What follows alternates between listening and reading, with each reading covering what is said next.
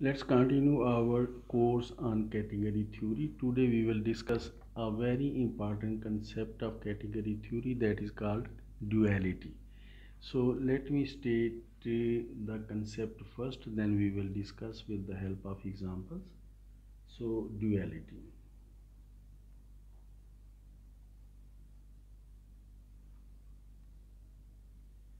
In fact, every categorical definition theorem, every categorical definition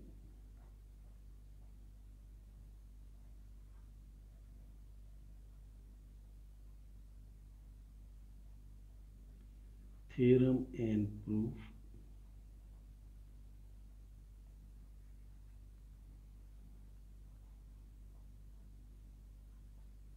has a dual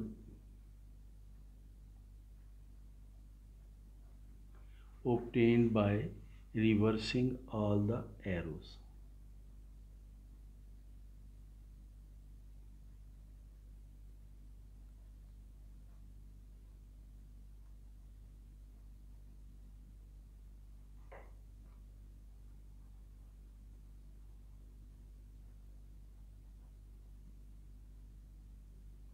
So this is the principle.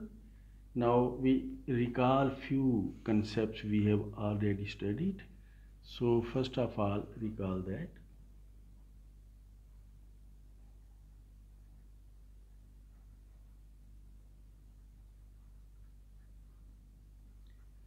by saying that this particular diagram, this is a map from A to B, F, and we have two maps from B to C. Let's call this one G and this one H. So by saying that this particular diagram commutes, we mean that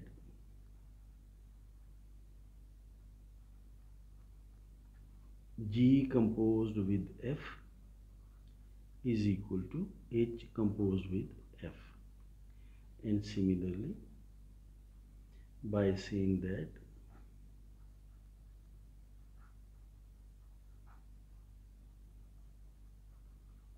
this particular diagram, which is two arrows from C, G and H, with codomain A and an arrow from A to B, let's call it F. So to say that this particular diagram commutes, we mean that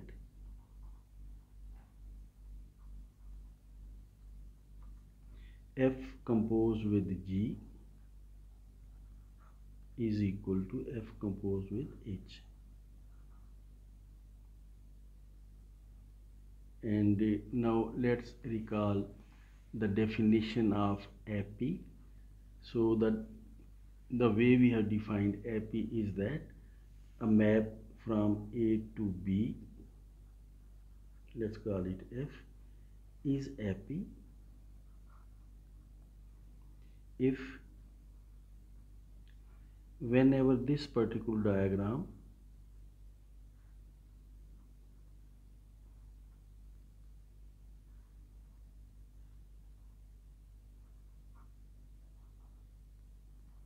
commutes, then G is equal to H. So by drawing this diagram, we just mean that this diagram commutes. So this diagram, having drawn this diagram, what we are saying is that if G composed with F is equal to H composed with F, then G is equal to H. So if F satisfies this condition, then F is happy. Similarly, the map from A to B, F is mono if commutativity of this particular diagram which I am drawing now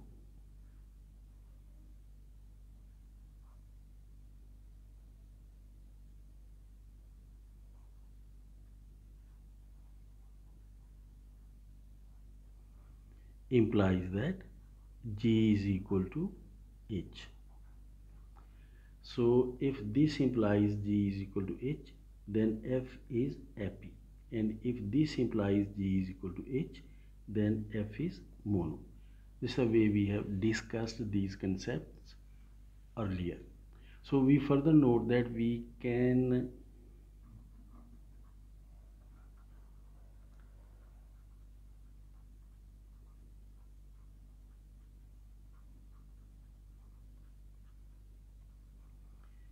manage without mention of objects, in fact.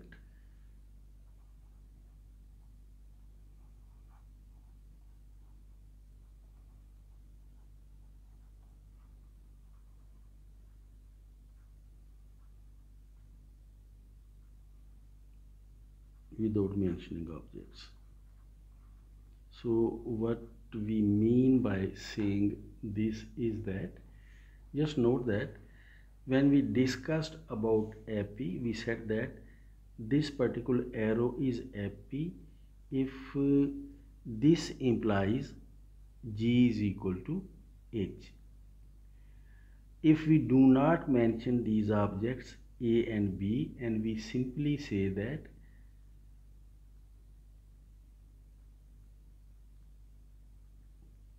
this particular arrow, I'm talking about this one, so this particular arrow F is epi if this diagram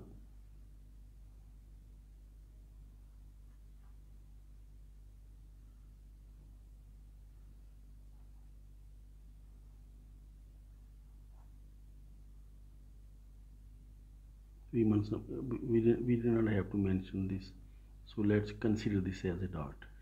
So this arrow F is epi if this diagram implies that G is equal to H.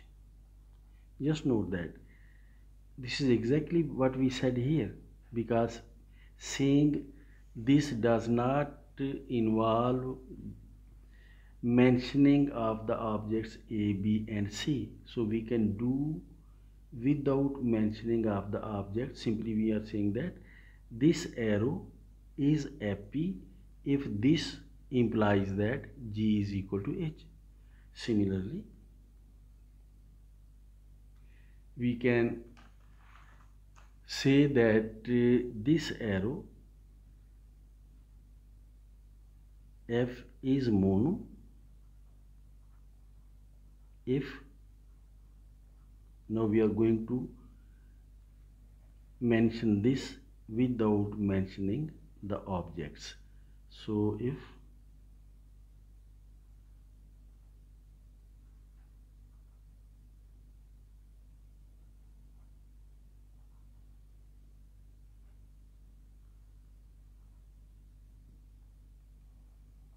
this implies that G is equal to H. So without having mentioned the objects A, B and C, we can say that this arrow is epi if this always implies that G is equal to H, and this arrow is mono if such diagram always implies that G is equal to H. So having said that,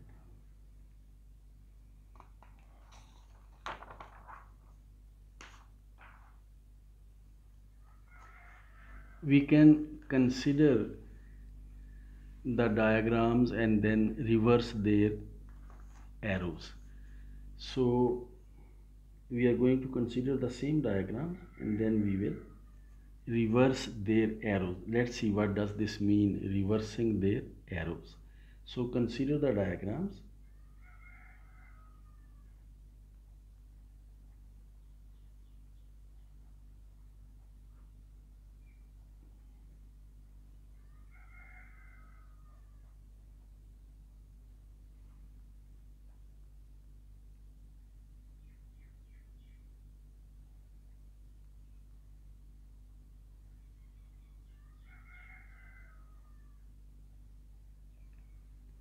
Let's call this diagram as diagram number 1,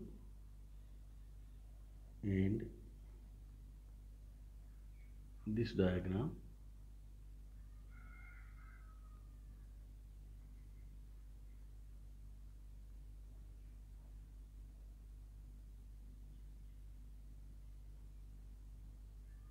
let's call it diagram number 2. Note that these are the diagrams we used in order to define the epi and mono. This is the diagram, this one, which we used to define epi, and this is the diagram which we used to define mono. We used this diagram to define epi, and we used this diagram to define mono. Now let's reverse the arrows. Reverse the arrows.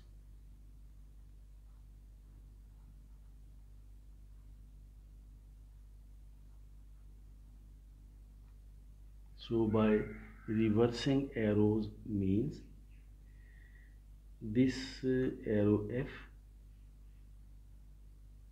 having reversed it, it will become this arrow. And reversing these two arrows, we will obtain these two arrows. Just note that G was this arrow, but we have reversed the arrow. We have reversed H as well. We have reversed F as well. So we have just reversed the arrows. And now let's rearrange.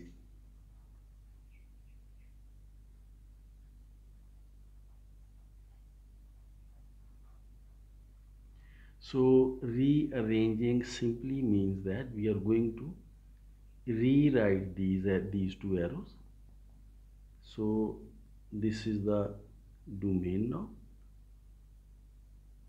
and then these two arrows starting from the domain and going to the codomain, and then this arrow, it begins from this point and goes in this way, so it will begin from this point and will go to this direction, this. So we have simply rearranged these arrows, and just note that this is exactly the diagram we have drawn as diagram 2. This is exactly the diagram 2.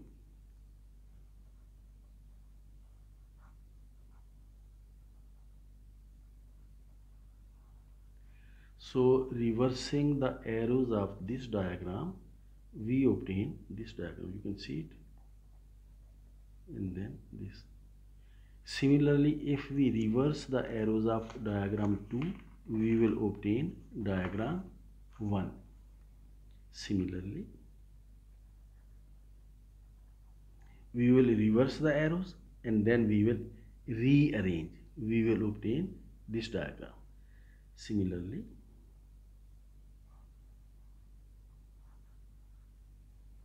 if we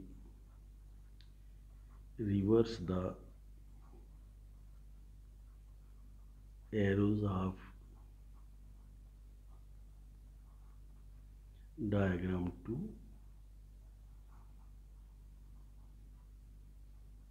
and rearrange,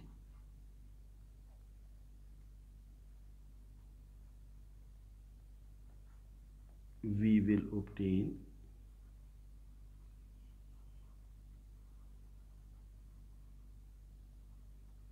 the diagram 1.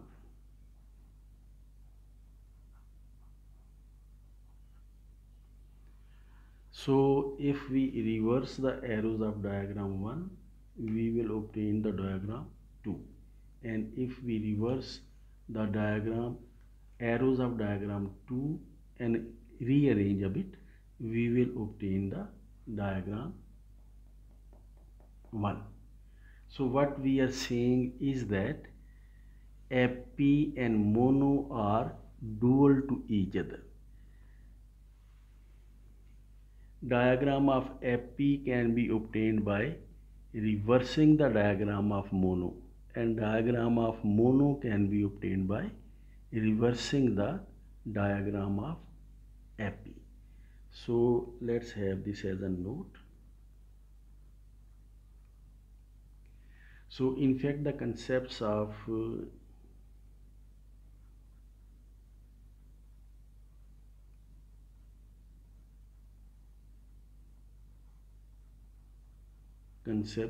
epi and mono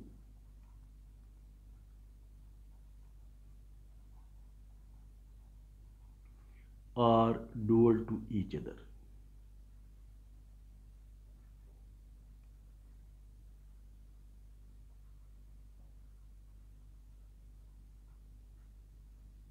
If we reverse the arrows of diagram of epi, we will obtain the diagram for mono, and if we reverse the arrows of diagram of mono, we will obtain the diagram of epi.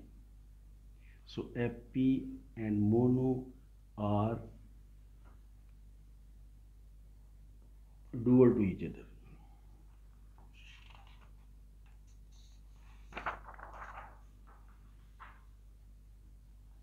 In category theory, if we prove a theorem about some concept, then as far as dual of that concept is concerned, we don't need to give proof for the dual concept, because if we have proved the theorem for certain concept, the dual is also understood as being proven. We can prove it directly, but since we have proved some theorem about epi, we will not need to prove it for mono. So duality in fact cuts the effort in half. So let's come to concepts of product and co-product in the category C. So product and co-product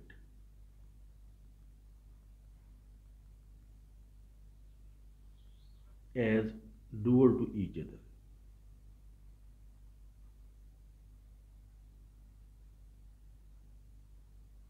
These two concepts are also dual to each other.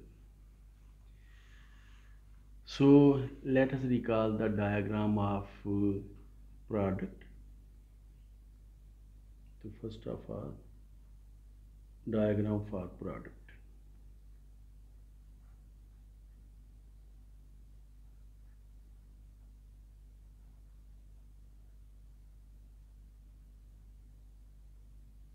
So without mentioning the objects, we know that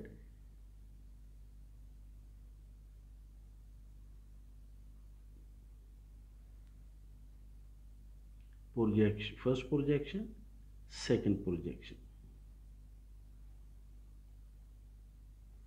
In fact, this is what we called product, and then projection on first component, projection on second component. And then if there is an object and arrows from this objects to this particular one, we called it phi, and from this object to this particular one, we called it psi. If this is a diagram in the category, then there is a unique map from this object to the object we called product F, such that this diagram commutes. And we know that what does diagram commutes mean, that P1 composed with F is equal to phi and P2 composed with F is equal to psi. So having seen the diagram, we can tell that what commutativity means without writing P1 composed with F is equal to phi, P2 composed with F is equal to psi. We can see it directly from the diagram. So this is the diagram for product. Diagram for co-product is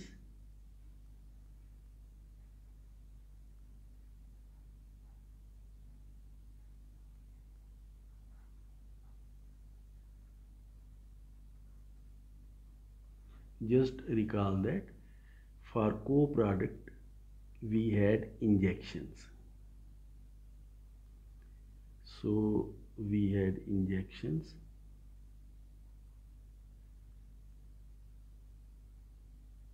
I1 and I2 such that if there is an object and maps from this object to this one, we called it J1, and from this object to this one we called it J2. So if this is a diagram in the category, then there is a unique map G such that this diagram commutes, that is G composed with I1 is equal to J1 and G composed with I2 is equal to J2. We don't need to write it, it is clear from the diagram. So this is the diagram for co-product. Now just note that 1 and 2 are duals to each other. That is, each diagram can be obtained by reversing the arrows of the other diagram. So note that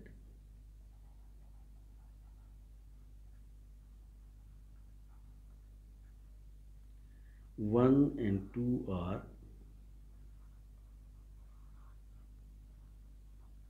dual to each other.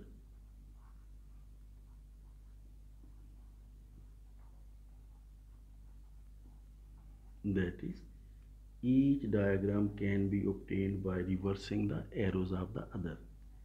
That is, each diagram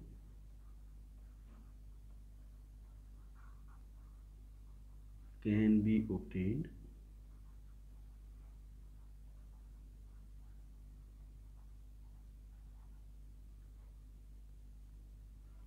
by reversing the arrows of the other.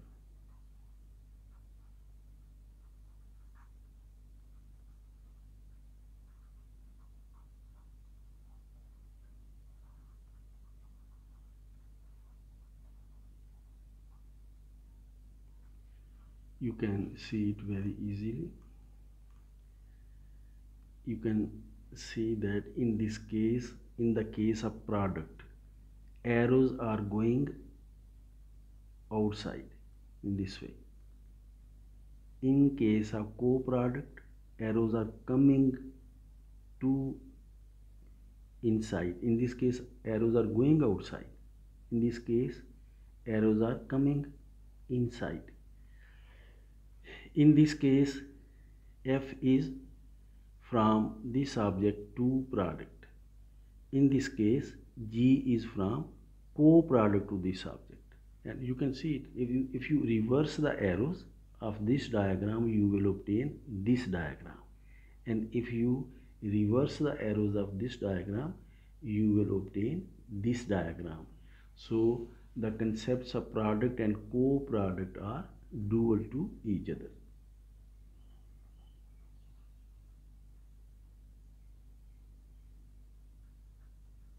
The concepts of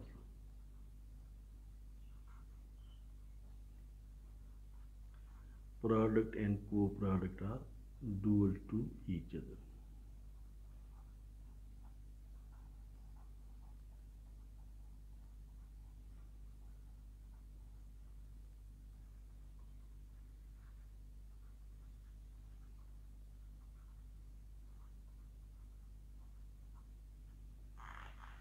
So, having seen duality with the help of examples, let's comment that we will meet duality quite often in the study of category theory. So, we will meet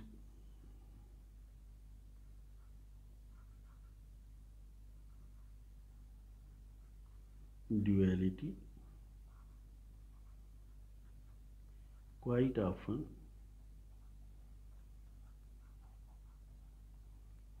during the study of category theory.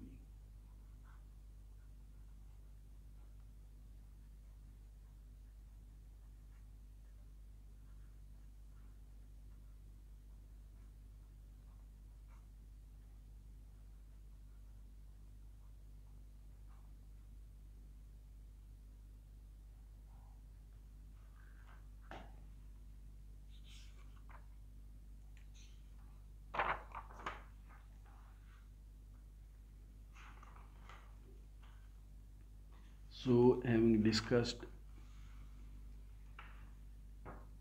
epi, mono, product, co-product, and having seen that epi and mono are dual to each other and product and co-product are dual to each other, let's come to another concept. In fact, we will make two definitions and both are dual to each other. So let me write what we are going to study now. Equalizers and co-equalizers.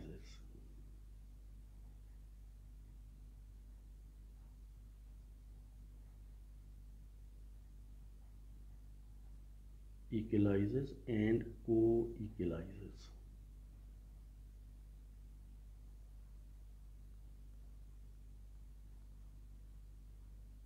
And you can see that these two concepts are going to be dual to each other.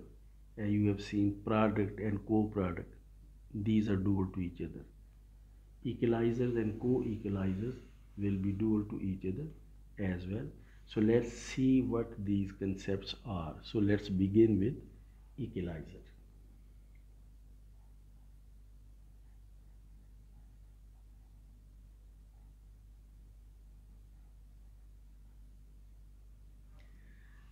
So this is quite simple concept. Let us have some motivation about that. So let's have some motivation.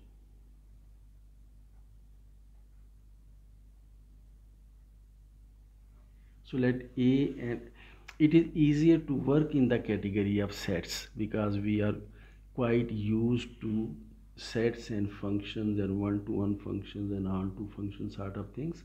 So let's have motivation from the category of sets. So let A and B be sets.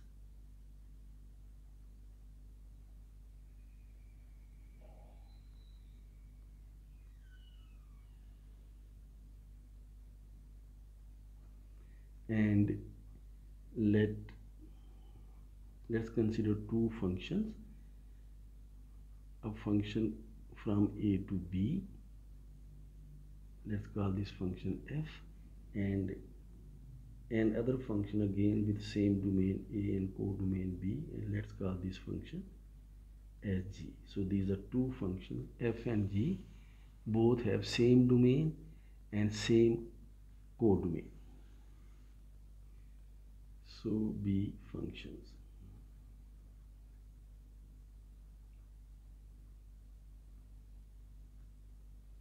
Then we are going to consider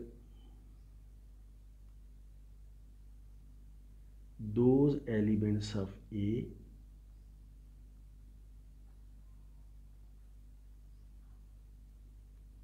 on which these two functions have same result. Those elements of set A on which these two functions f and g agree, means on which these two functions have same result. This set is in fact called equalizer of these two functions. Equalizer of these two functions f and g. Let's call this set as C. Then the equalizer of f and g is given by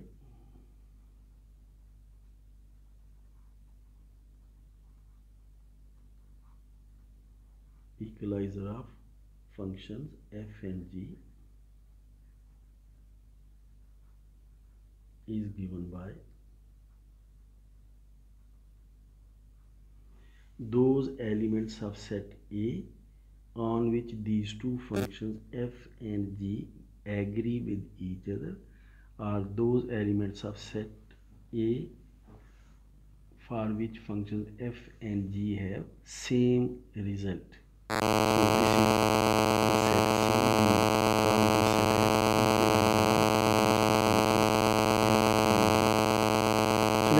as equalizer of these two functions f and g. So let's see few examples.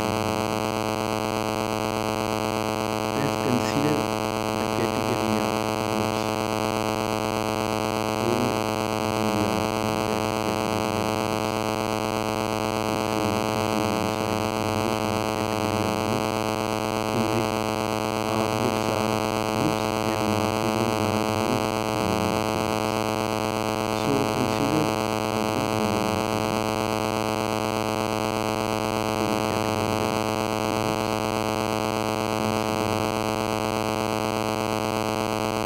group homomorphism.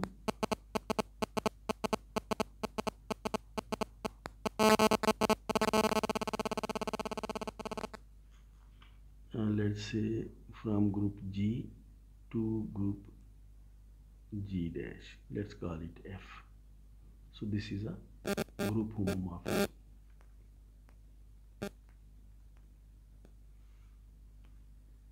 Now there is another group homomorphism. We also know that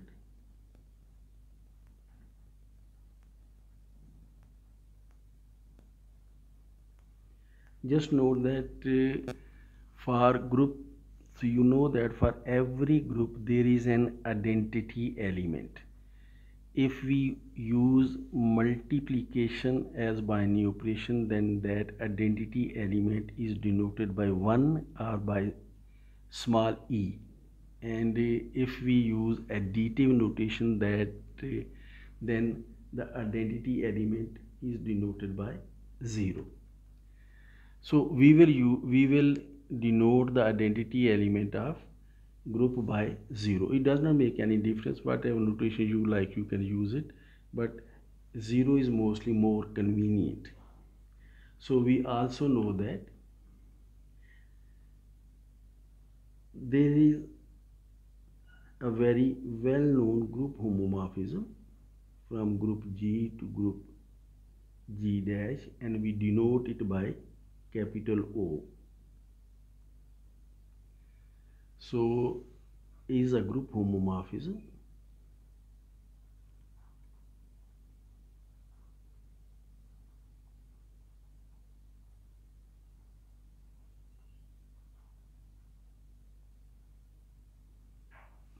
Given by, or defined by, what this group homomorphism is going to do is that effect of this group homomorphism on any element of G will be equal to identity element of G dash. Identity, and we denote it by 0 again. So identity element of G dash. Very familiar group homomorphism which takes every element of the group in domain to the identity element of the group in codomain. Very familiar, very simple group homomorphism. So this is a group homomorphism. Let me clarify that where this particular 0 is identity in G dash.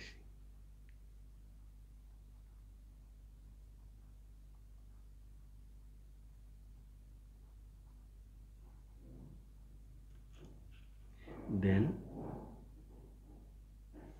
now we have two group homomorphism. One is F from G to G dash, and second is O from G to G dash, defined in this way. So both group homomorphisms have same domain and same codomain. So we can define their equalizer. So equalizer of these two group homomorphisms, equalizer of F and O group homomorphisms is equal to, this will be equal to set of all those elements of group G, X belonging to G, such that effect of F upon X is same as effect of O upon X, and this is equal to X belonging to G such that effect of F upon X is equal to effect of O upon X. We know that that is equal to 0, that is identity element of G dash, that is equal to 0. And you know that if you are given a group homomorphism from G into G dash, from G to G dash, then those elements of G on which effect of F is equal to identity element of codomain, this is called kernel of the group homomorphism. So in this case, this is kernel. So this is a very good example to understand the concept of equalizer. So equalizer of a group homomorphism F and the group homomorphism O defined the way we have done here is the kernel of the group homomorphism F.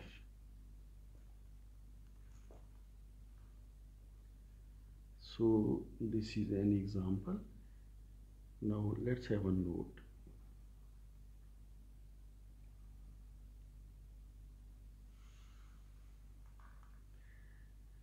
Note that kernel of F is subgroup of G. You have proved that thing. So equalizers are represented by maps. Let me note that equalizers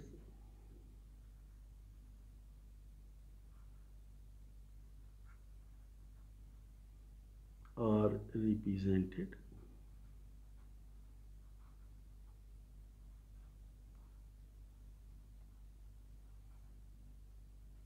by maps.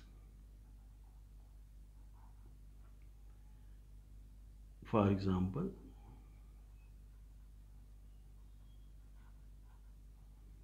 in our example of motivation, for example, in the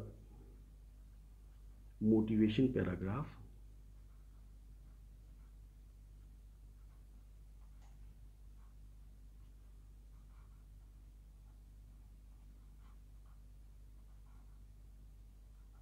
just note that equalizer was set of those elements of A on which functions f and g have same result, or functions f and g agree, and this particular set is subset of A. C is subset of A. So from C we can have, this is the symbol for inclusion map, we denote it by I. So C is included in A, and we have two maps from A to B, and those maps are F and G. And you can see that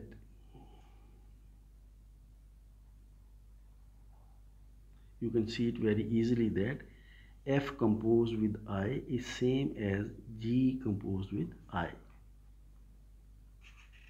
because it is just inclusion map. So compose I with F or compose I with G, you will have same result, because F and G agree on elements of C.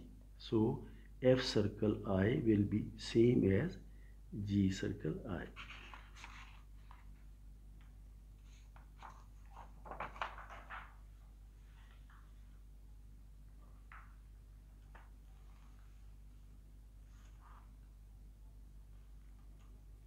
And F circle I is equal to G circle I.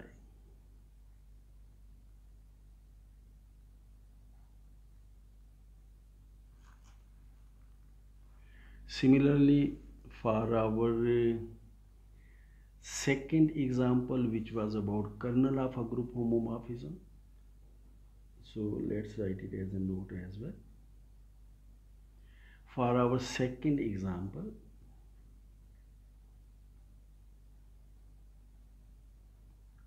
regarding kernel,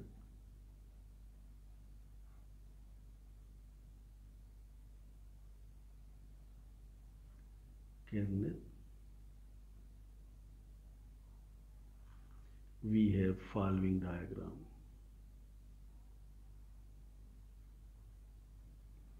Now see, in this case we have two group homomorphisms. First group homomorphism was from G to G dash, and this was denoted by F. And second group homomorphism was denoted by capital O, and this was the group homomorphism which takes every element of group G to the identity element of G dash. And we have discussed that kernel of F, this was the equalizer of these two maps, and we know that kernel of F is subgroup of G. So we have Euclidean homomorphism here. So let's note that here I is again Euclidean map,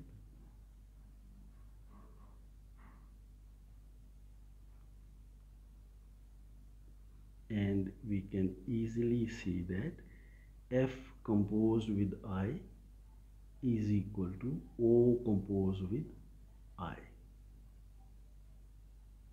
These are equal.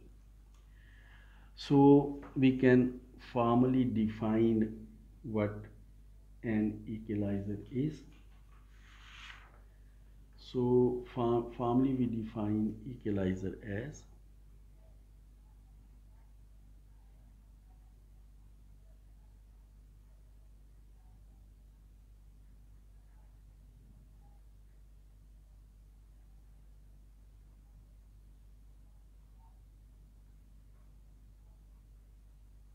so let's have formal definition of equalizer.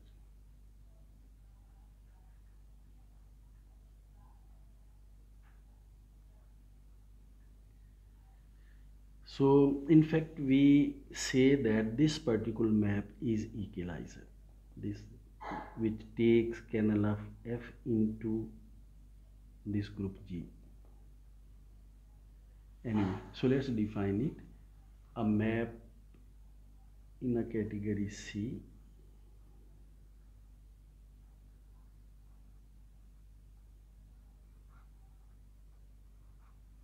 we denote category C by this. So in a category C, a map, let's say the map from A to B, let's denote it by F as we have this one. So a map F is equalizer of maps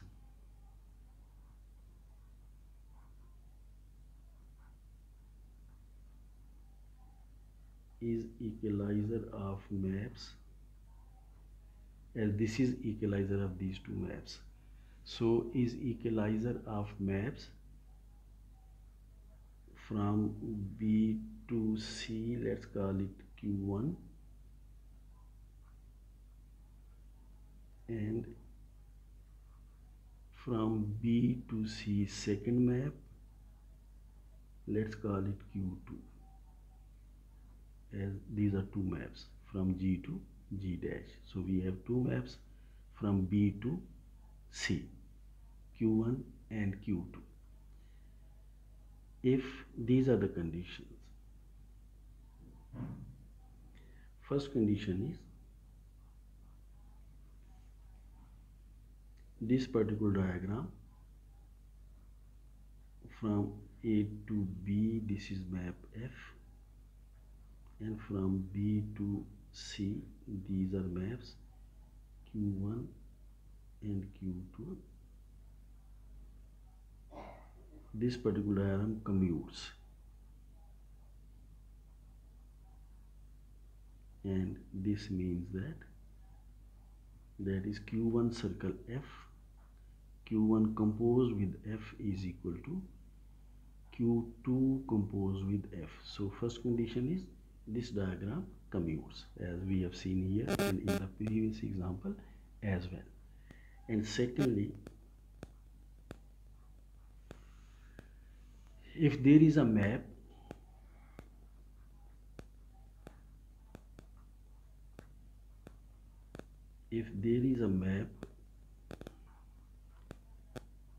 with domain X and codomain B, let's call this map as phi, in the category C, such that Q1 circle phi, Q1 composed with phi is equal to Q2 composed with phi. Then there exists a unique map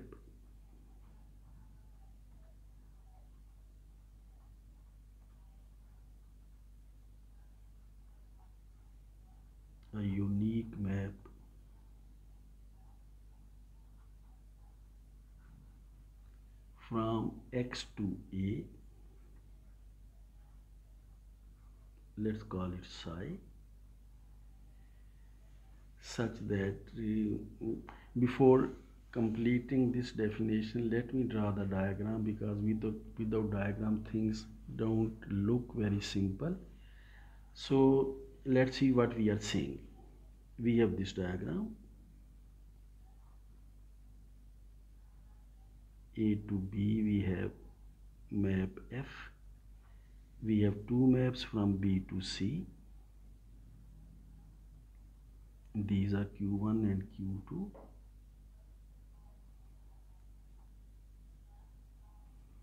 and we are given that Q1 composed with F is equal to Q2 composed with F. Q1 composed with F is equal to Q2 composed with F. This is given. But next we are saying that if there is an object X,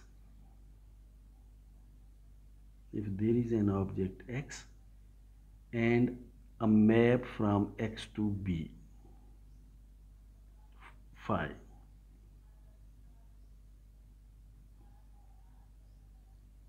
and a map from X to, in fact we must have a map from X to B, yes, phi, this map is phi.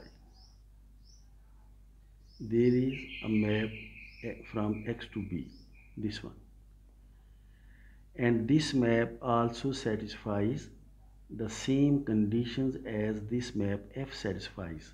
Composition of F with Q1 and composition of F with Q2 are same. So this map is again satisfying same condition, that composition of phi with Q1 and composition of phi with Q2 are same. So if there is a map from X to B satisfying such conditions, then there exists a unique map from X to A. Let's call this map as psi, we have written it psi, such that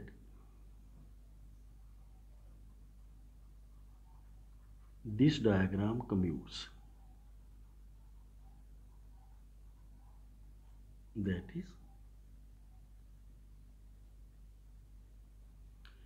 F circle psi is equal to phi.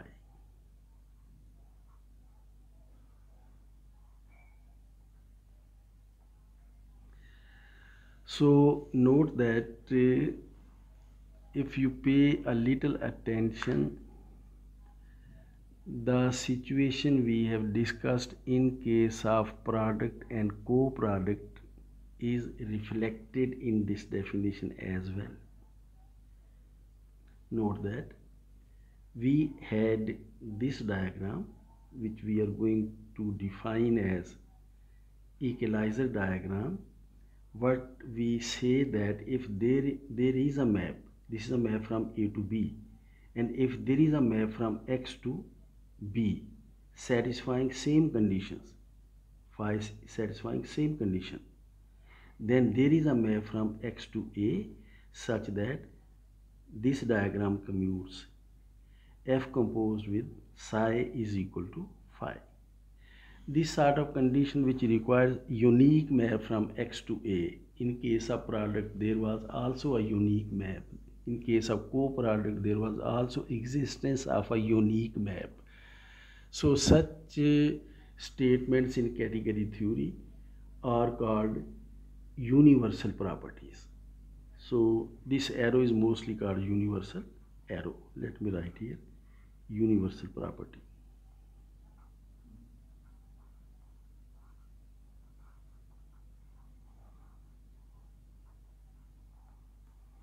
So let me recall again. In case of definition of product, we have similar situation, universal property, a universal arrow. In case of definition of co-product, we have same situation, that is existence of universal arrow. And same is the case here in case of definition of equalizer. The similar property, universal property, is emerging again, existence of a unique map from X to A. So this is the definition of equalizer.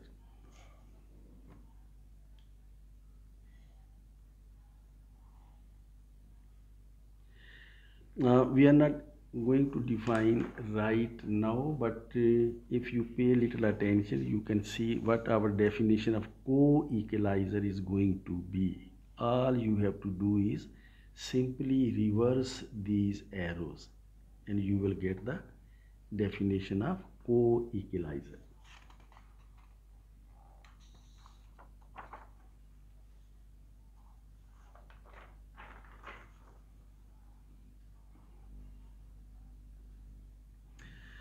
Now to see an example of equalizer, we should recall few concepts from our previous sessions.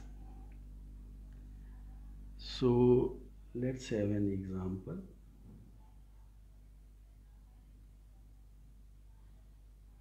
Another example of equalizer, in fact. So before giving this example, let us recall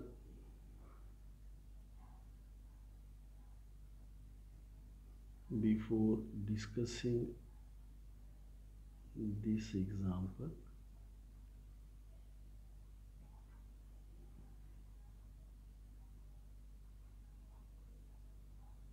Let us recall.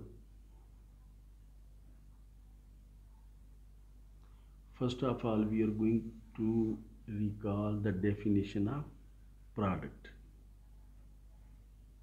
Recall the definition of product.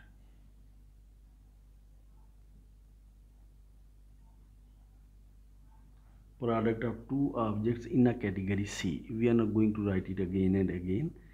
So let us recall the definition of product. Product of two objects in a category C.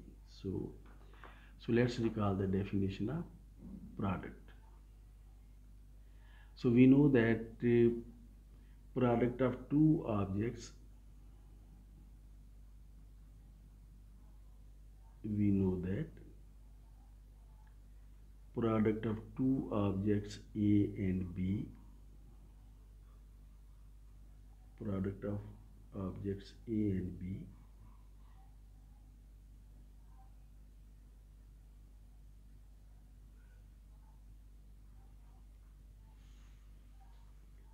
comes equipped with projections. You know that when we talk about product, we talk about projections. Comes equipped with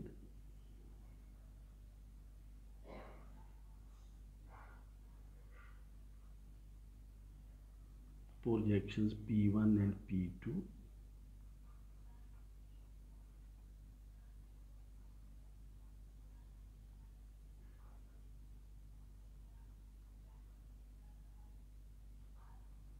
And you must be remembering that we denoted product by A cross B, and these are the projections. Projection of first component, projection on second component. And this projection we denoted by P1 and this projection we denoted by P2. So product comes equipped with two projections, and the condition is the universal property in fact such that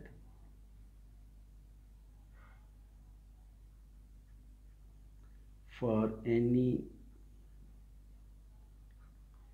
diagram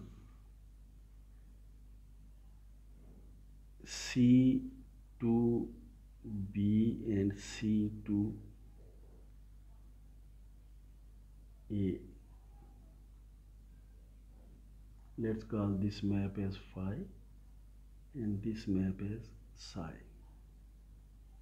And for any diagram this sort, there exists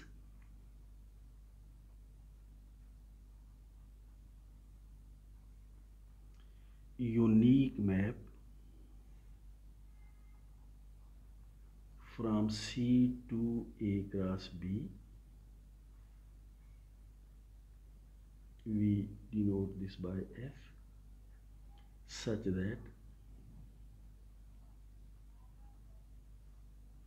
following diagram commutes.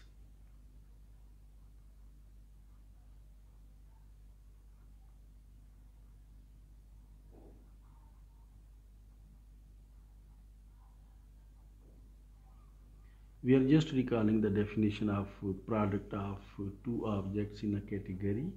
So objects are A and B. These are projections. This is first projection, this is second projection. And if there is a diagram, if there is object C and similarly maps from C to A and from C to B, as two maps are going outside from A cross B. So if there is an object and two maps going outside from that object to A and to B, phi and psi,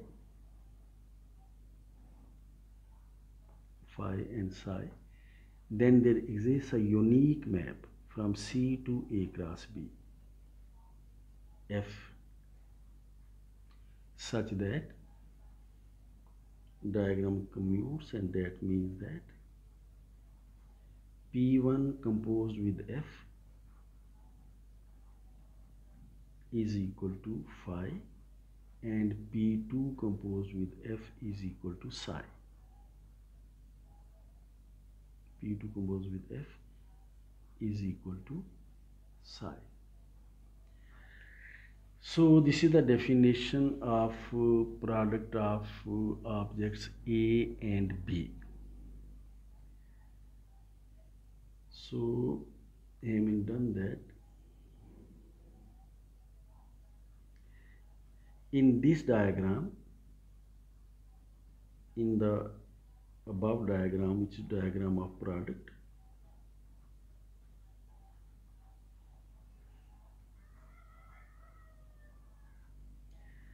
so if products exist in a category, then we can take objects A and B the way we like. So in this diagram, take A, B and C as equal. A same as B and B same as C. So having done that,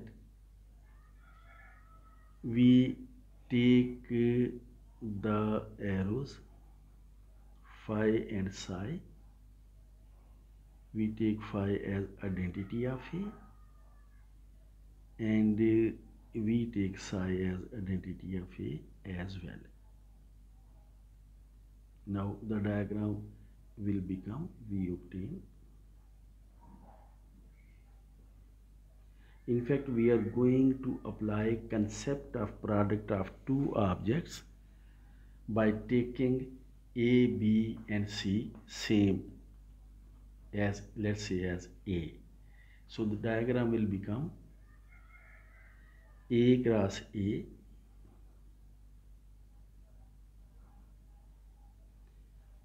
and this is the first projection P1 on A, this is the second projection P2 on B, because we have taken A, B and C as same, and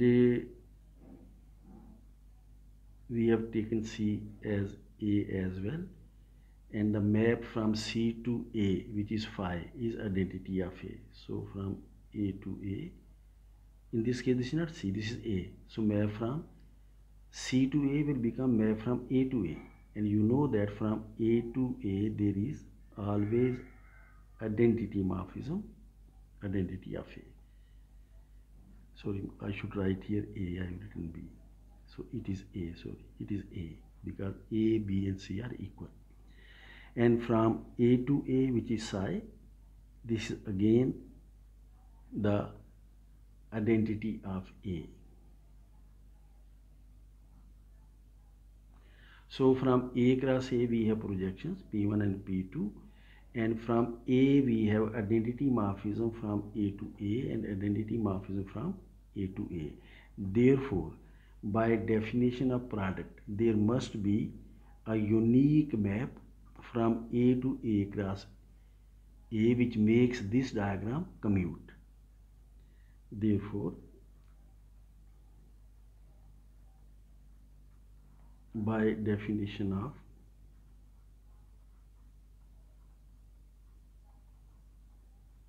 of product, there must exist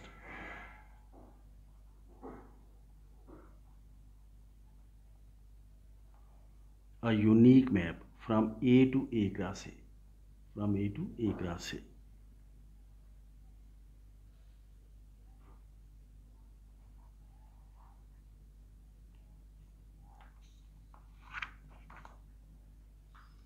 So there must exist a unique map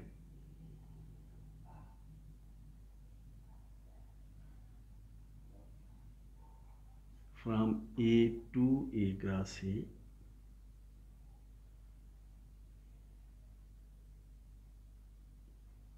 and we denote this map by delta. You will know the reason very soon.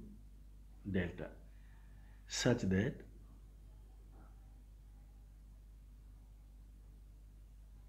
the following diagram commutes.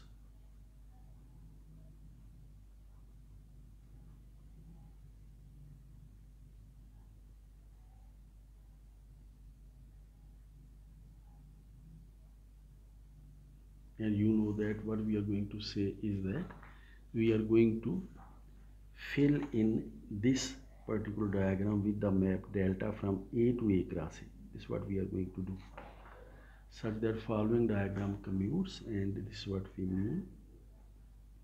We have maps from A cross A to A cross A to A, these are projections P1 and P2.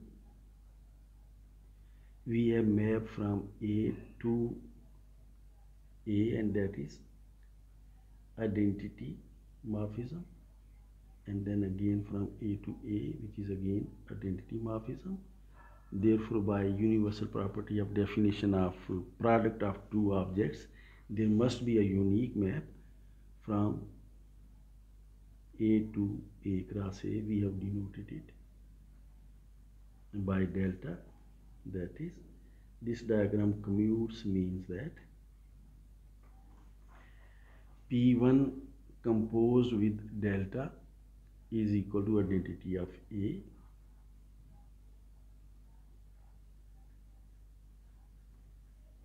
and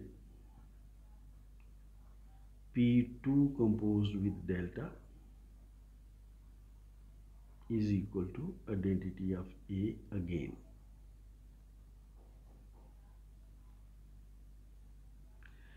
When we were discussing product of two objects, we also discussed how this map delta works. So just recall our previous session and let's see what this arrow or map delta is. So this arrow delta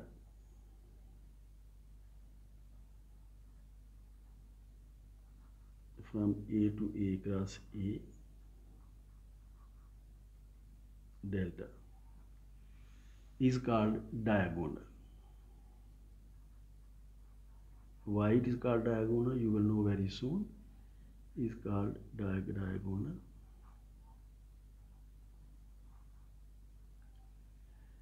Further note that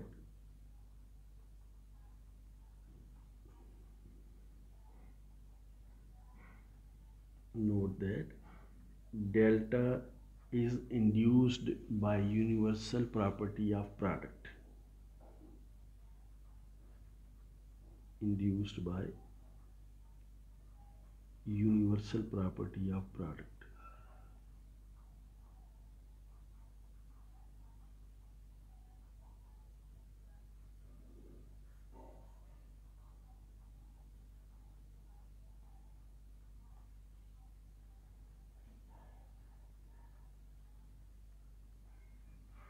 What do we mean by saying that is that since this is a diagram and from A we have got two maps, therefore the definition of product enforces a map from A to A cross A.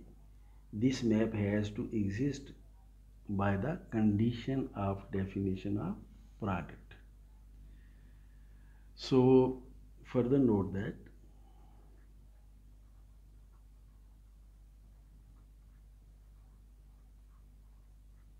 and this is what I was telling you before, that you go back to the session when we defined the product and we discussed how this map from A to A cross A or from C to A cross B is obtained. So there we discussed that this map delta, effect of this map on any element of A is equal to, this is going to be an element of A cross A in the case of category of sets. So we are discussing in the case of category of sets. So in case of this, in the case of category of sets, in set, before it was general setting, but now further note that in the category of sets and functions, delta A, this is the way we defined when we discuss Cartesian product of two sets, how this map works. So this map works as delta A. Now if this diagram is in the category of sets, then A cross A is Cartesian product of A and A. In the category of sets, this is Cartesian product. In general category it may not look like Cartesian product, but in the category of sets, this is Cartesian product in the category of sets. Note that. So further note that in set, delta A is equal to, so this is the way we define delta A. We define delta A is equal to first element or first element of the order pair is going to be effect of this map on A, and second element is going to be effect of this map on A. You please go back and see when we discussed Cartesian product of two sets, and this is equal to effect of identity on A will be equal to A, and effect of identity on A is going to be A. So delta A is equal to this order pair A in the category of sets and functions. And now you can see that why we call this as diagonal. because this is going to take each element of A in the category. In case of category of sets, it is going to take each element of A to the order pair AA, B to the order pair BB, C to the order pair CC, E to the order pair EE, M to the order pair MM. So each element of A will go to the corresponding order pair having first element and second element the same, whatever the element of A is. So, and this is in fact diagonal. You know that what diagonal is. A, B, B, C, C, D, D, E, E. These are the elements of the diagonal. So this was construction of diagonal and its interpretation in the case we are dealing in the category of sets and functions. So having said that, let's move further. While we are doing that,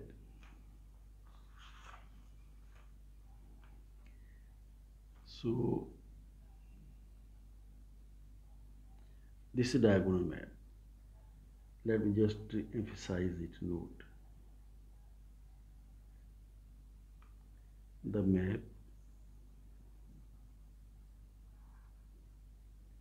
from A to A cross A delta as obtained above from the property of product, from the property of definition of product. So the map this as obtained above is called diagonal.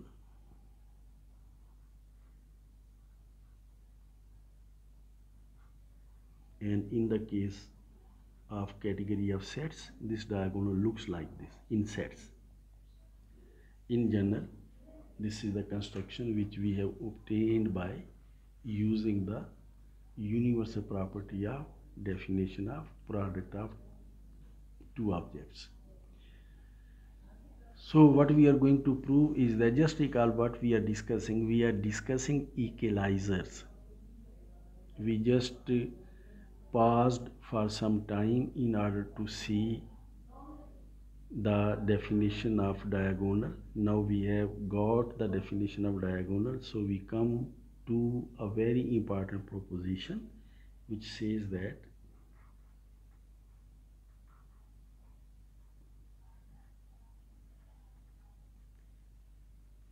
so diagonal A to A cross A is equalizer of, let me write it first, the diagonal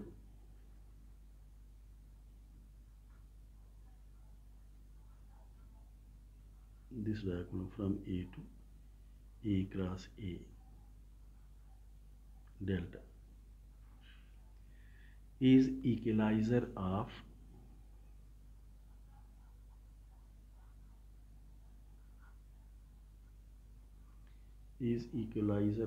projections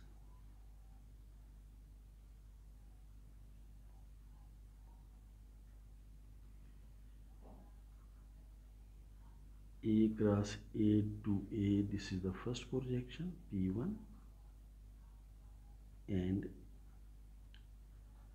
from A cross A to A, this is the second projection P2. So we have to prove that equalizer is, diagonal map is equalizer of first and second projections.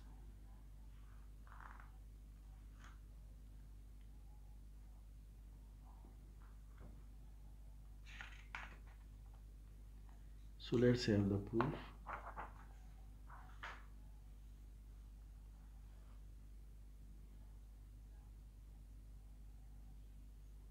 So let's prove it. So it is very easy to see that it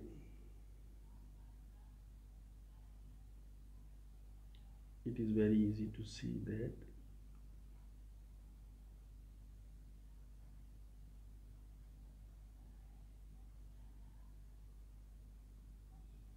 that this particular diagram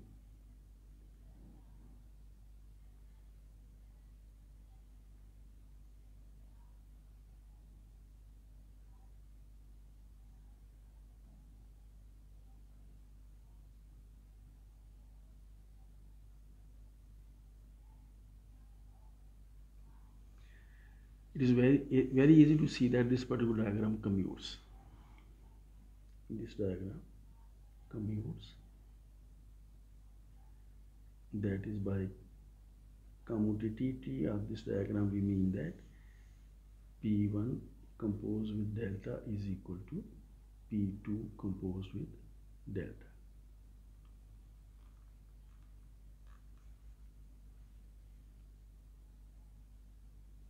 And each one of these is equal to identity of A. We have discussed this thing before. So this is one. P1 composed with delta is equal to identity of A, and P2 composed with delta is equal to identity of A, and this is by definition of delta. This is by definition of delta.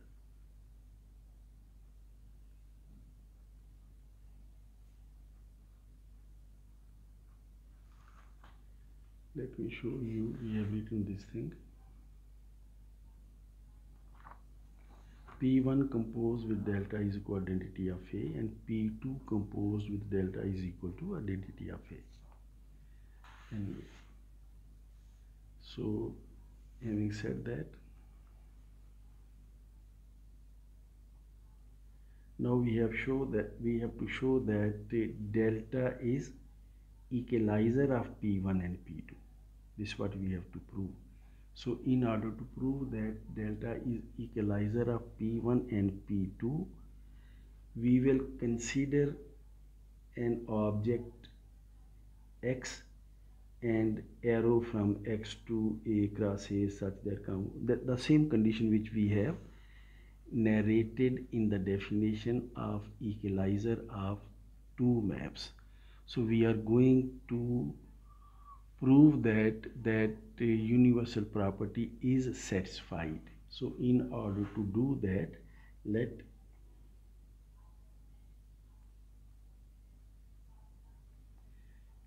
X from X to A cross A be a map, let's call it phi. So be a map such that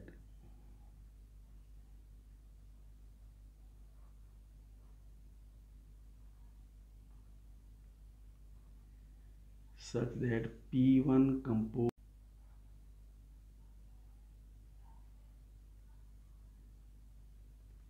is equal to P2 composed with phi.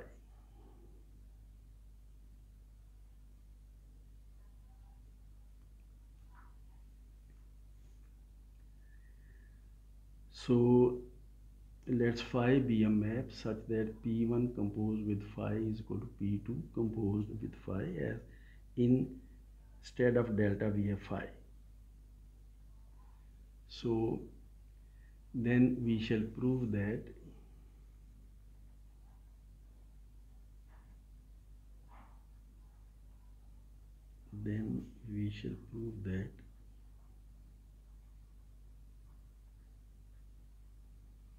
there exists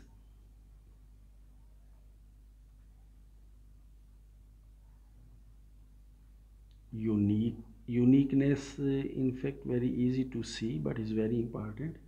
There exists unique map from X to A.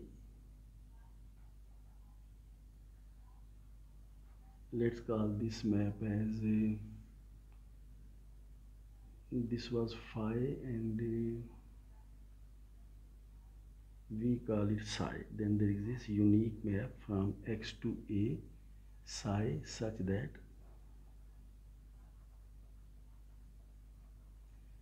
delta circle psi is equal to phi. So it is not very easy to see what is happening by writing this paragraph, but it will be very clear when we will draw the diagram. So let's see what we are saying. So we have this diagram, that is, this is delta from A cross A, from A to A cross A, this is diagonal. We have projections P1 and P2 from A cross A to A. Now what we are saying is that let this be a map from X to A cross A, X to A cross A, and this map is phi. Let this be a map phi which satisfies these conditions. These are the similar conditions as these conditions.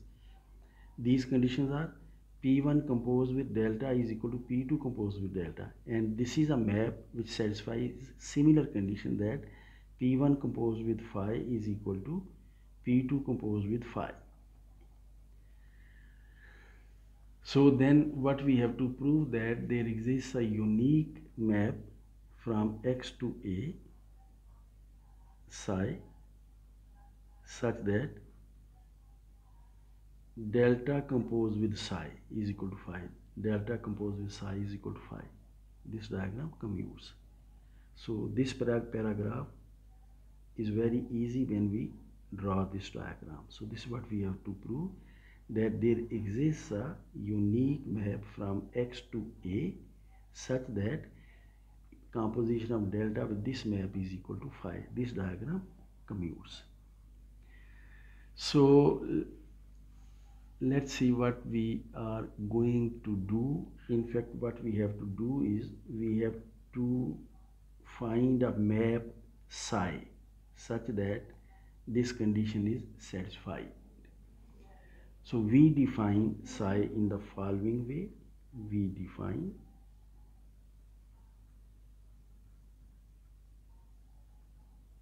psi. Now it is very simple what we are going to do. We are going to take psi as P1 composed with phi. Projection 1 composed with phi. Now see what is projection 1. This phi is given. So projection 1 composed with phi. This is a map from X to A, and this is what we are going to take it. This psi, which is a map from X to A, we are going to take it as P1 composed with phi, which is a map from X to A. So we are going to take psi as P1 composed with phi, or P1 composed with phi, same thing as P2 composed with phi. You can take any one of these two. So this is the way we are going to define psi. So having done that, then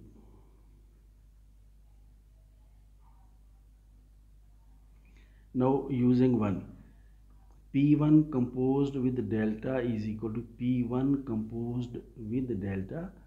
So you compose both sides with psi. Then from 1,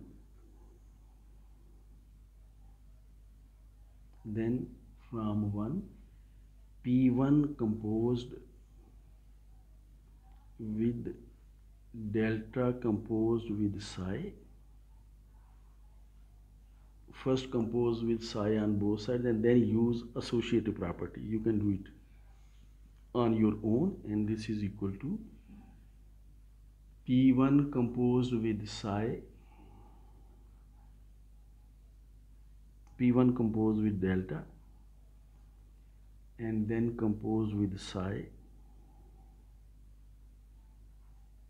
and this is equal to, we know that P1 composed with delta is equal to identity of A, and this is equal to identity of A composed with psi,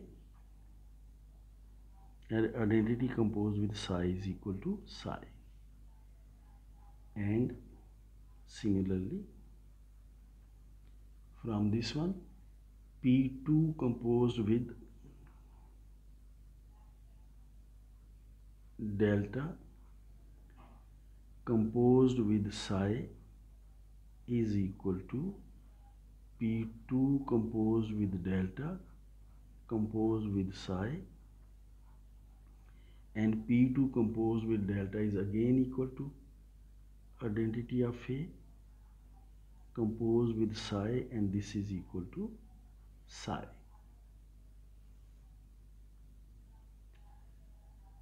So this is 3.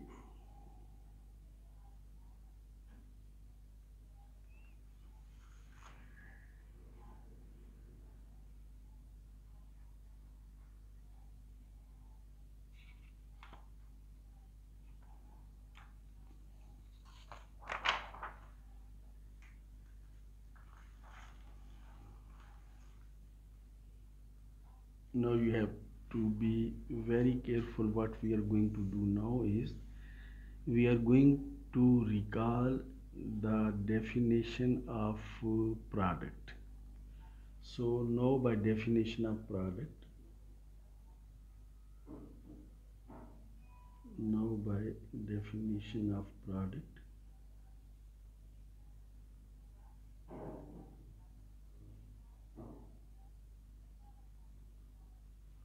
we have following diagrams.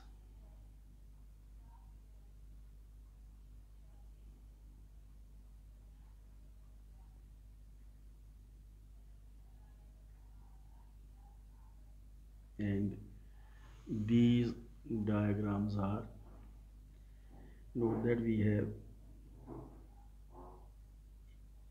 projections from A cross A to both components. This is projection 1, this is projection 2, and then from X we have this map. We are going to take this map from X to A as psi, and we are going to take same map from X to A as psi. Now by definition of product, there must exist a unique map from X to A cross A such that composition of P1 this map and P2, and we know that we can take this as phi, because P1 composed with phi is equal to P2 composed with phi. We already know it from our second. P1 composed with phi is equal to psi, and P2 composed with phi is equal to psi. So this is the diagram. This commutes because of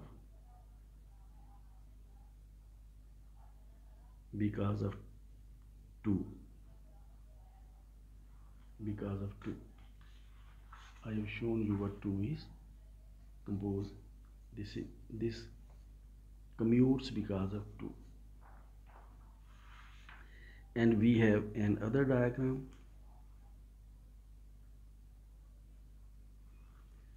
This again A cross A and projections.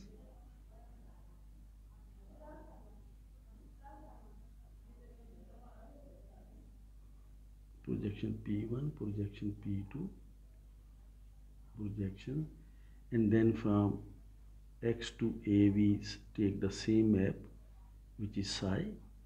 We have already discussed this map. We took that map here as well. So X to A, this again psi,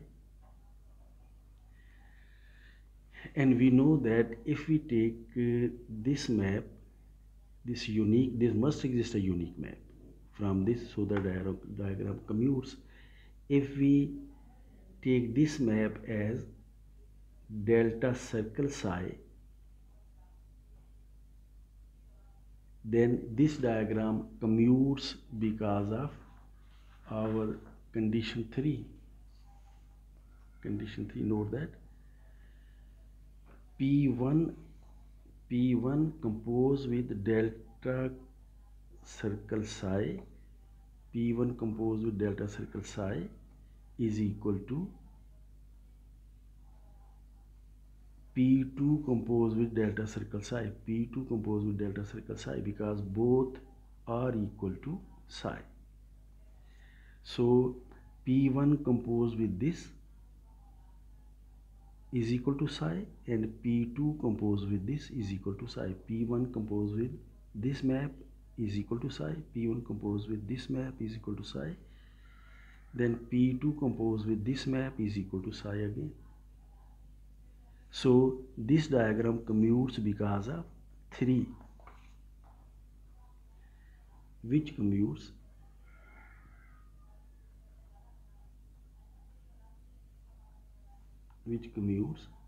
again because of 3.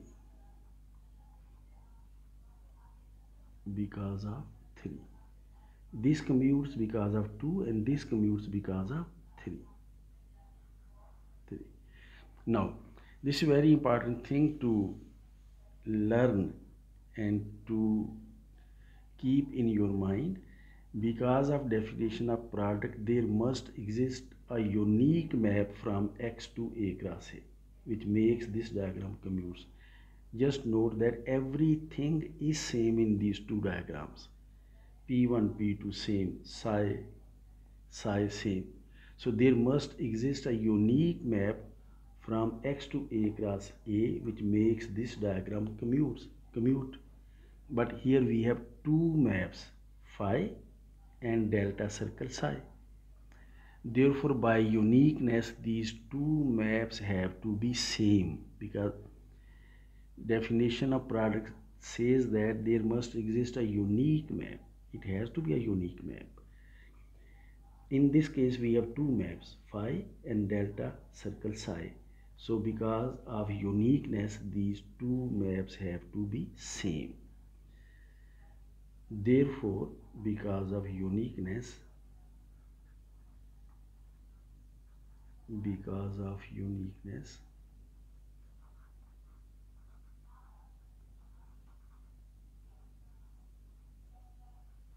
phi is equal to delta circle psi.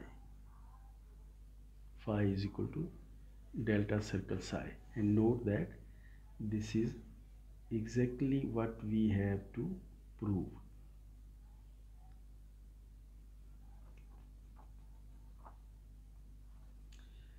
Then we shall prove that there exists unique map psi such that delta circle psi is equal to phi.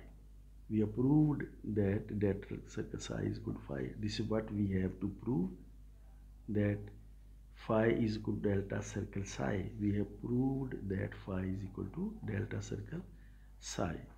And having done that, we have completed the proof that the diagonal map is equalizer of P1 and P2. Therefore, delta, the diagonal map, is equalizer of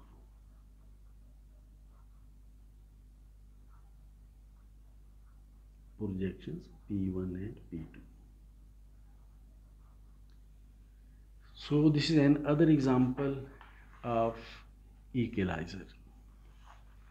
So having discussed equalizer, we can discuss another concept which is dual to equalizer, and that is co-equalizer. Before coming to co-equalizer, let me comment that every equalizer is a monomorphism. So let's prove it properly. So let's have a proof for that. We haven't proved this proposition, we will come to the concept of co-equalizer. First, let's have this proposition.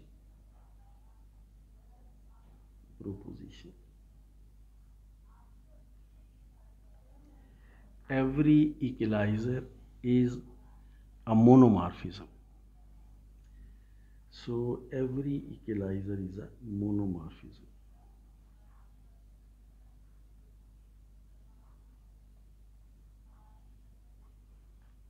is a monomorphism.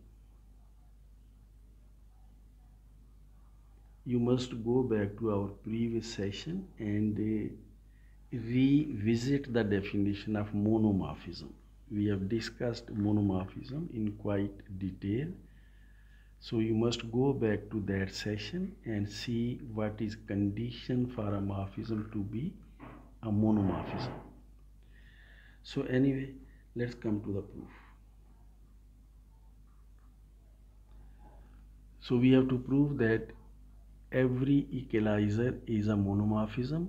So we consider an equalizer diagram. So suppose let this be, let me draw the diagram. A to B, this is the morphism F. Then from B to C, we have two morphisms from B to C. Let's call them Q1 and Q2. So let this be an equalizer diagram. Let's call it 1. Let this be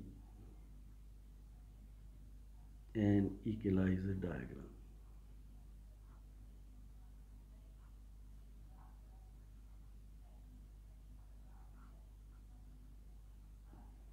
By saying that this is an equalizer diagram, you must understand that first of all,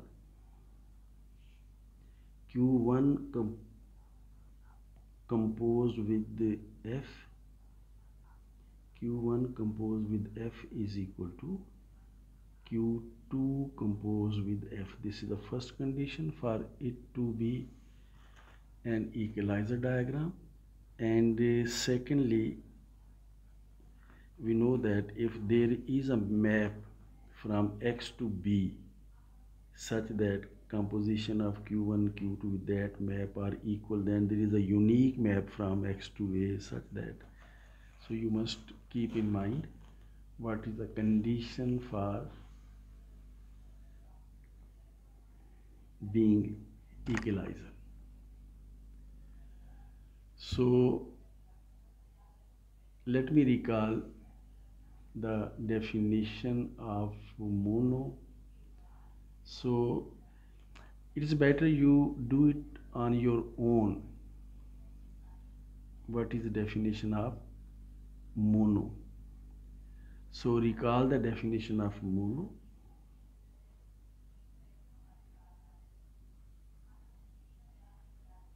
Recall the definition of mono.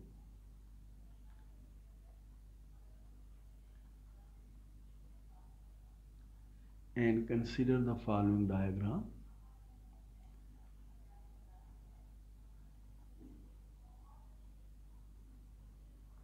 And consider the diagram.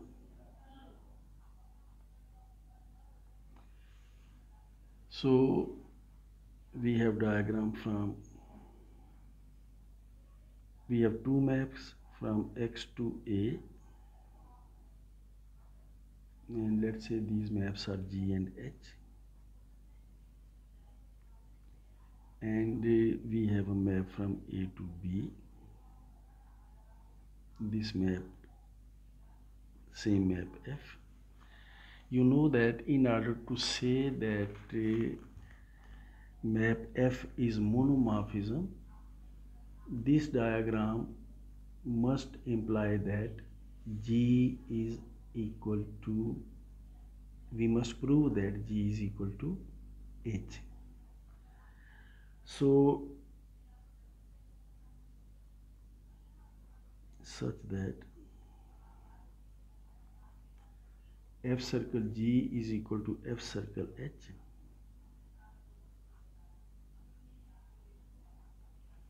So what we are going to do is that we have to prove that F is mono. So suppose there are two maps from X to A, so that composition of F with G is equal to composition of F with H. Then if we manage to prove that G and H are equal, then F will become a monomorphism. This is what we have to do. You must be remembering that a map F is mono if it is left cancelable. We discussed when we were defining monos. So in order to prove that F is mono, consider this diagram which is commutative, and we shall prove that G is equal to H. If we could manage to prove that G is equal to H, then F will become mono.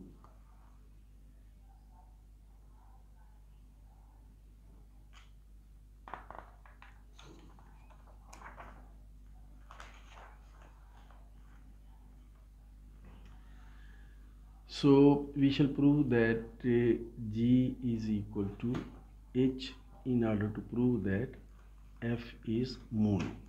So we shall prove that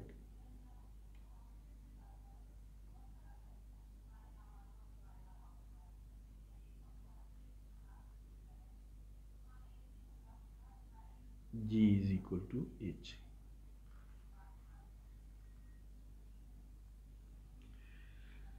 Now in order to prove that G is equal to H, consider the following diagram. For this, consider the following diagram.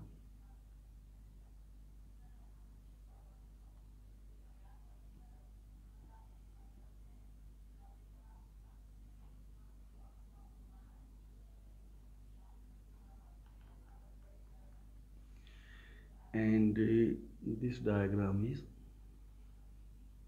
this is map F from A to B, and then we have two maps from B to C. These are Q1 and Q2. This is equalizer diagram. This is equalizer diagram. And we have map from X to B.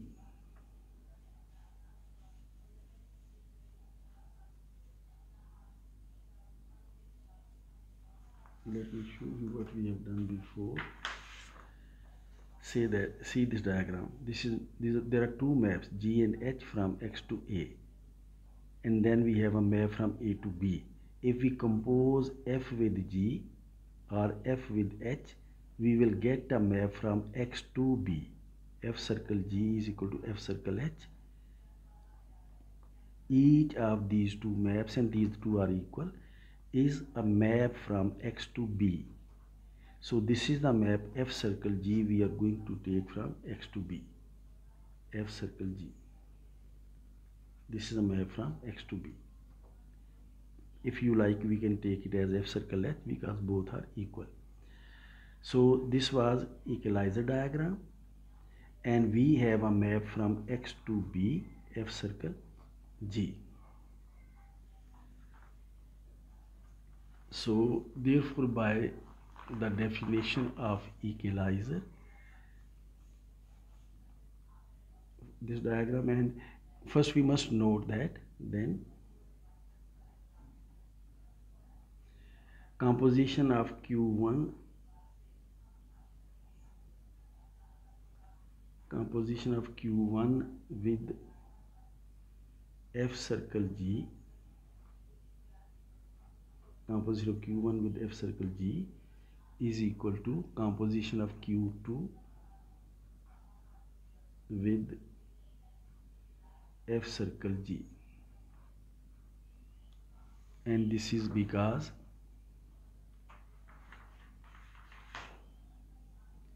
Q1 composed with F is equal to Q2 composed with F. So if you compose on both sides with G and then use associative law, you will obtain this. Q1 composed with F is equal to Q2 composed with F, composed with G on both sides, and then use associative law, you will obtain this. So this is from 2.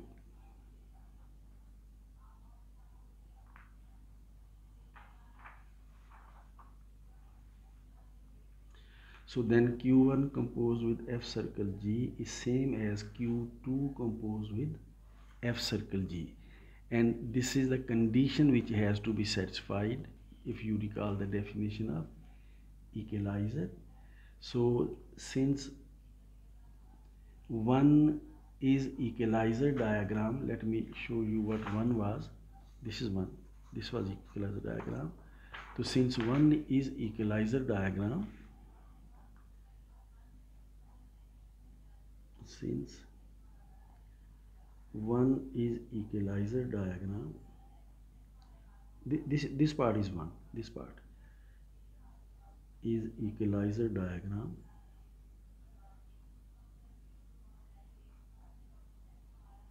Therefore, there must exist a unique map from X to A. Therefore, there must exist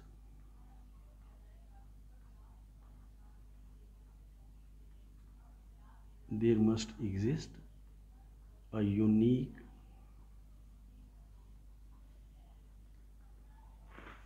map from X to A, from X to A. So we just put question mark for this map. We will see what this map is going to be. So there must exist a unique map from X to A. What that map is, we will come back to later. We'll come back to this later. So we just put a question mark here. So there must exist a unique map from X to A such that composition of this map with F is equal to such that the above diagram commutes.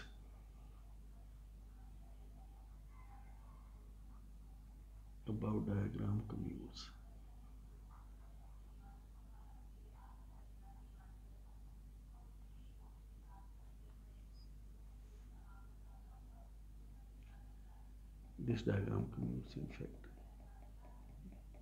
We call it, let's call it 3.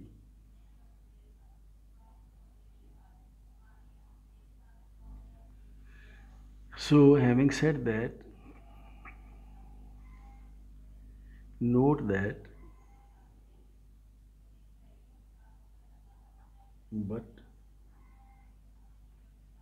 we can note in place of this question mark we can write G because F circle G is equal to F circle G, or if you like we can write H because F circle H is equal to F circle G because F circle G and F circle H are equal. So but we can replace question mark,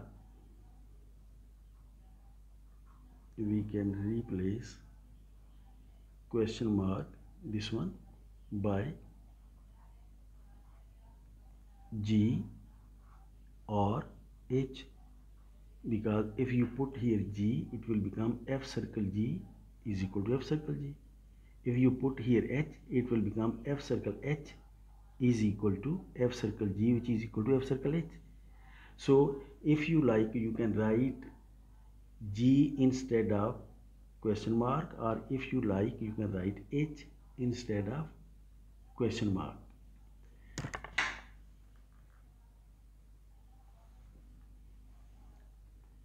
So you can write here G or H. Therefore, but this map has to be unique. Therefore, by uniqueness of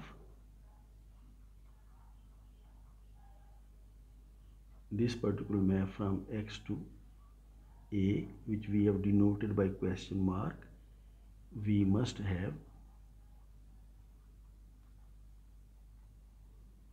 G is equal to H because of uniqueness. Now let's see what we have done.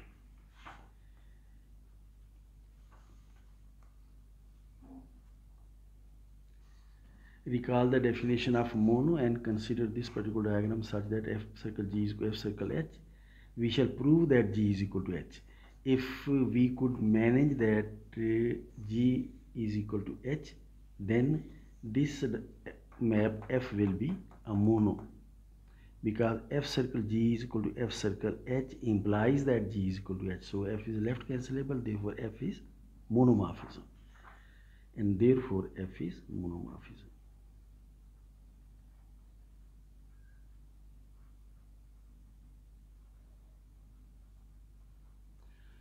So this is very important result to note that every equalizer is mono. Every equalizer is monomorphism. So we have proved that. Let me comment that in the category of sets, every equalizer is mono and every mono is equalizer. In the category of sets and functions, every equalizer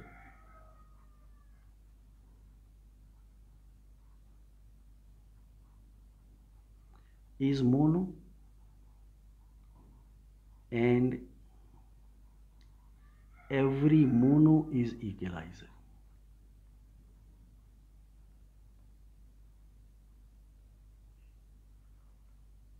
Every mono is equalizer. This is in the category of sets and functions. But in general category, every equalizer is mono, but it is not true that every mono is an equalizer. In general,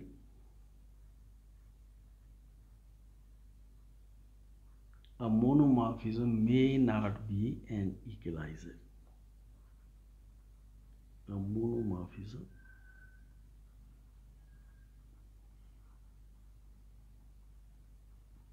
is not an equalizer.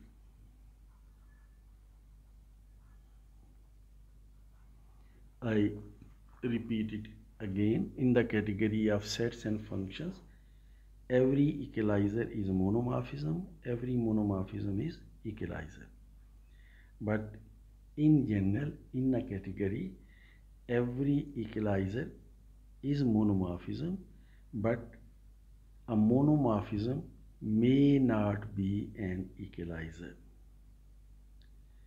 Instead of is, I think it's better to write may. So in general, a monomorphism may not be an equalizer.